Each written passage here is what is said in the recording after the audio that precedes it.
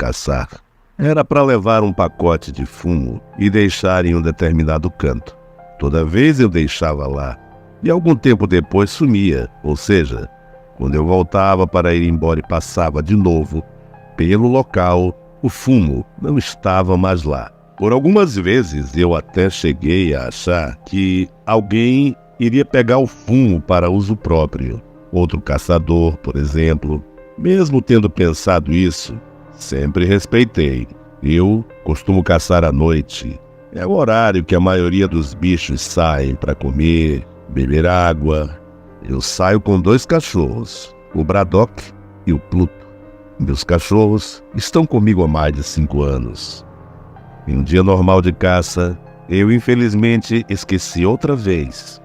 Eu ainda não sabia, mas aquela noite nunca mais sairia da minha cabeça. Quando eu lembrei, já estava muito perto e resolvi não voltar. Me embrenhei na mata, passei pelo local determinado e não deixei nada. Eu tenho que lembrar vocês que eu faço isso desde a infância, tanto com meu avô e com meu pai. Logo no começo, os cachorros não farejaram nada, e muito menos eu ouvi algum barulho.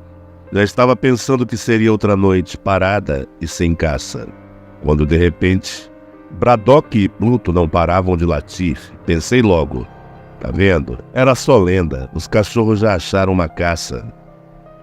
Eu corri quase 1 hora mata adentro e nada de achar rastro desse bicho. Tanto eu como os cachorros estávamos ficando cansados. Os bichos não paravam de perseguir algo que nunca achavam. Parecia que a caça estava invisível e agora as coisas iriam ficar mais feias.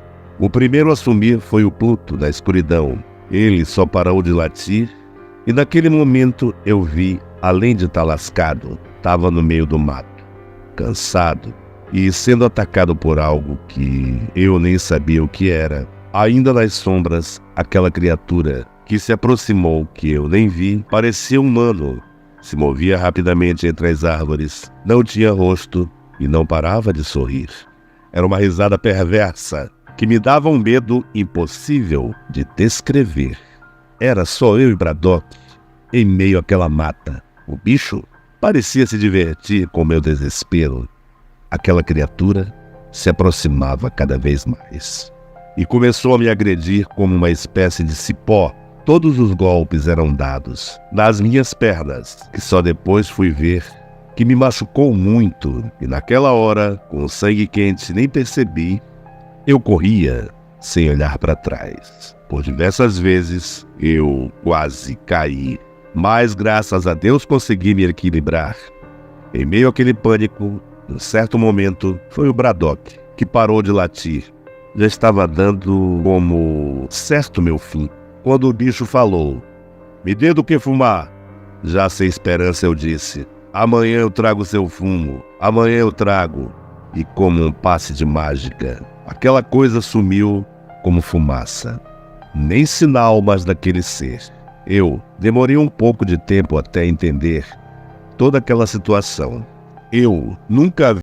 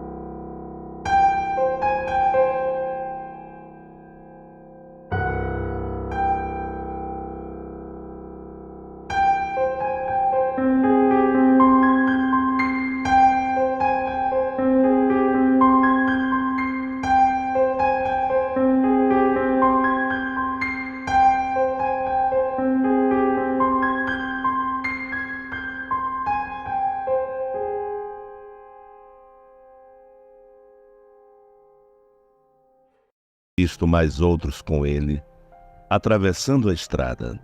O estranho, que estava acuado no canto da parede, olhou para ele e respondeu que estava sozinho. Falou também que todos os seus companheiros ou estavam sem vida ou foram levados pela volante. Meu bisavô falou que ele estava mentindo. Eram 4 vultos diferentes cruzando a estradinha, passando pelo cercado e subindo na árvore. Depois de tudo, o sujeito deu a palavra que estava falando a verdade. Meu bisavô não tinha visto mais ninguém na árvore e que ele realmente parecia estar falando a verdade. O sujeito jurou que não queria fazer nenhum mal a ele, só queria se esconder e seguir seu caminho. O cabra implorou por Nossa Senhora do Carmo para que meu bisavô não o entregasse para a volante. Meu bisavô era muito devoto da santa e o sujeito percebeu isso quando olhou para a medalhinha que ele trazia pendurada no peito. Meu bisavô era um homem bom e não seria capaz de fazer mal a ninguém. Ele viu no olhar daquele pobre coitado que ele estava com muito medo. Meu bisavô então mandou embora. Queria-o longe de sua propriedade imediatamente. O homem o agradeceu e antes de sair pediu mais um favor. Como havia tomado um tiro na perna, não duraria muito dentro do mato. Ele precisava tratar aquele ferimento para que não infeccionasse. E também implorou por um prato de comida e água. Prometeu que depois disso iria embora o mais rápido que pudesse caminhar. Meu bisavô pensou por um instante sobre aquilo, mas resolveu ajudá-lo. Para se livrar daquele estranho, sem culpa nenhuma, aquele sujeito permaneceu ali até que ele retornou com um prato de comida e uma vasilha com água. Depois que o homem comeu, meu bisavô limpou seu ferimento e o mandou ir embora. Mesmo após todos aqueles favores, o homem estranho ainda queria uma última benesse. O sujeito explicou que as volantes o alcançaria rapidamente no mato por causa dos cães farejadores e tentou convencer meu bisavô a deixá-lo dormir ali. Ele pensou na proposta e o deixou ficar, pois se as volantes não tinham chegado ali até o momento, era capaz de já estarem longe. Mas antes de sair, recolheu o prato e as coisas que tinha trazido e foi para casa. Meu bisavô não teve medo de ajudá-lo, pois com aquele ferimento ele não podia lhe fazer mal nenhum, ou a sua esposa. Depois, o fato de fazer mal a um bandido lhe poderia render muitos problemas no futuro. A conversa daquele sujeito parecia fazer sentido, porém, não deu tempo dele terminar de concluir aquele pensamento e chegou uma tropa de macacos, bem na frente de sua porteira. Meu bisavô ficou assustado com o que estava acontecendo. Os soldados abriram a porteira e vieram em direção à porta de sua casa, apontando lanternas em todas as direções. A situação ficou bastante complicada para todos nessa hora. "Tem algum bandido escondido aqui?" gritou um dos soldados antes que meu bisavô abrisse a porta. Mas sem esperar o que poderia acontecer, abriu e escancarou o que estava à frente de todos. "Vou perguntar de novo. O senhor tem algum bandido escondido aqui?" Meu bisavô era um homem que não gostava de mentiras. Sua palavra era o seu legado e sempre trabalhou duro para conseguir suas coisas e dar um bom exemplo. Porém, devido à situação, ele não teve outra opção, senão mentir para proteger a vida do estranho. Era 1h da manhã e todos os soldados estavam visivelmente exaustos e famintos. Aquela resposta pareceu razoável, e o cabo que liderava a tropa resolveu acreditar na palavra dele. e depois de um momento tenso, encarando os homens armados, todos lhe deram as costas e caminharam na direção da porteira. Os homens já estavam na estradinha quando o cabo percebeu que tinha uma pequena construção próxima ao enorme pé de castanhola. Devido à nova descoberta, o cabo resolve ir até o local para fazer uma vistoria. O pequeno quarto poderia ter passado despercebido se não fosse sua astúcia. Sem ter o que fazer, apenas assiste o soldado se dirigir para o lugar mais provável para abrigar um fugitivo. Justamente o quartinho que ficava nos fundos. O cabo abriu a porta do quarto, apontando o cano daquelas pistolas antigas para seu interior. Após alguns minutos de tensão, o soldado grita, chamando para que se aproxime do local. Meu bisavô ficou branco, preocupado com as terríveis consequências que sofreria. "O que é isso então, homem?" pergunta o cabo. A única coisa que tinha lá dentro eram vários moldes de barro de pães de açúcar ao longo de uma prateleira de madeira. Não havia mais nem sinal do sujeito que estava escondido ali horas antes. Meu bisavô, aliviado com o que estava acontecendo, ofereceu-lhes um pouco daquele produto que estava guardado ali. Os soldados ficaram contentes com a generosidade e encheram os sacos com o açúcar bruto antes de seguirem viagem.